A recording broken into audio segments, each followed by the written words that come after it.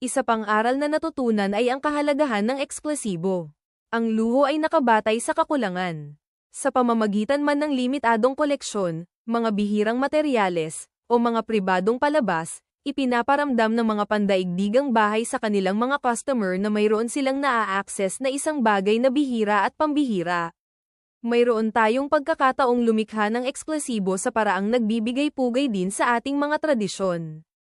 Ang maliliit na batch ng produksyon, mga detalyeng gawang kamay, at mga natatanging tela ay maaaring magparamdam sa bawat koleksyon na tunay na kakaiba.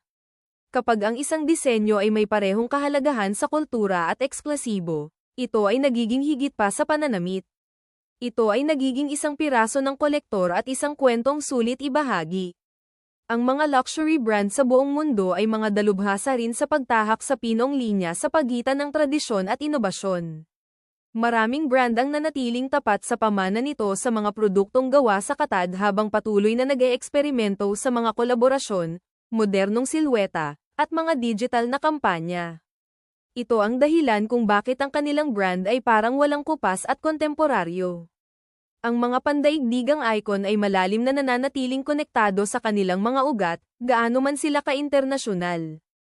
Ang ugat na iyon ang kanilang lakas. Mayroon ding lumalaking gana para sa pagkakaiba-iba sa luho.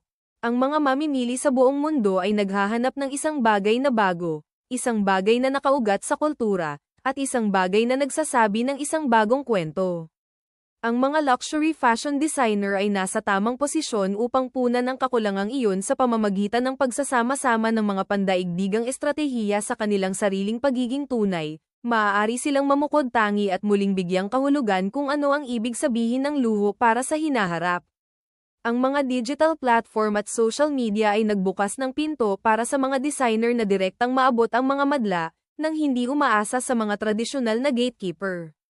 Ang mga pandaigdigang luxury brand ay nag-aalok ng isang blueprint kung paano bumuo ng impluwensya, pamana, at mahabang buhay.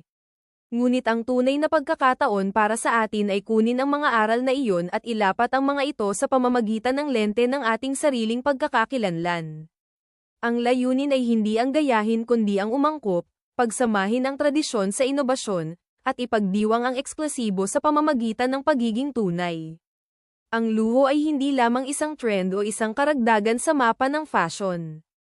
Ito ay isang puwersa na may kapangyarihang muling bigyang kahulugan ang nakikita ng mundo bilang maluho, walang kupas, at makabuluhan.